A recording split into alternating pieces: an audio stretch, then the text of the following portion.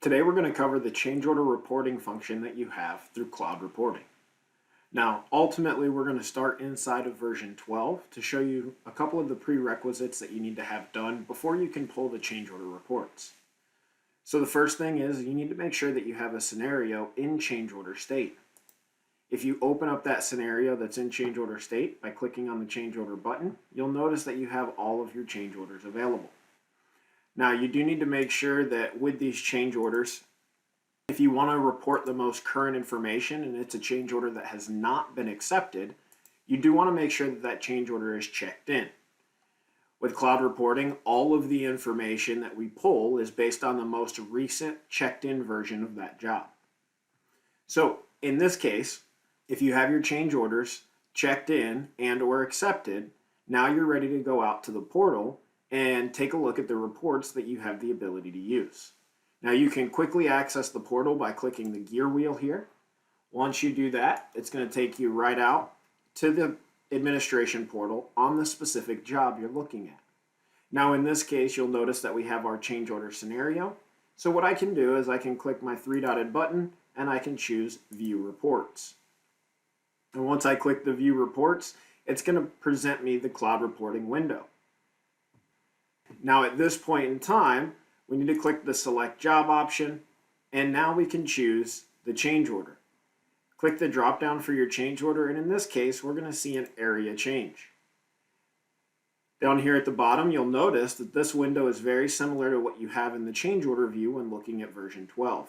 For example, if we go back and we were to click on area change, you'll see those numbers represented here on the right-hand side. So jumping back over to Cloud Reporting here, now we're going to go ahead and click OK.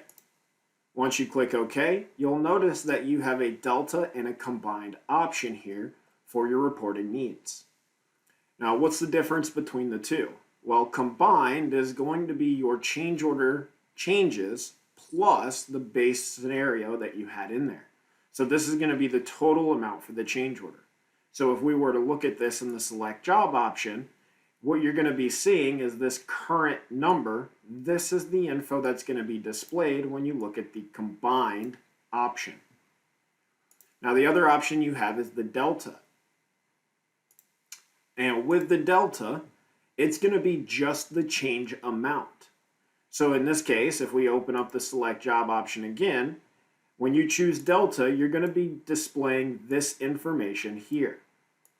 To choose whatever option you want, just simply click on the white little circle here, and that'll define what choice you are reporting on. In this case, you can click any of the reports, any of the custom reports that you've built for your team internally, or if you just wanted to use the common reports that we have, you're more than welcome to go print any of those. Ultimately, based on the selection you have, when you choose the report, it's going to print the data that is going to correspond with your selection.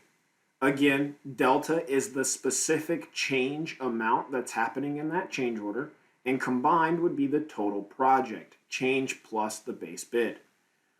If you have any additional questions or you need any assistance as you're walking through this change order reporting, please reach out to our tech team and they'd be happy to assist you in any way they can.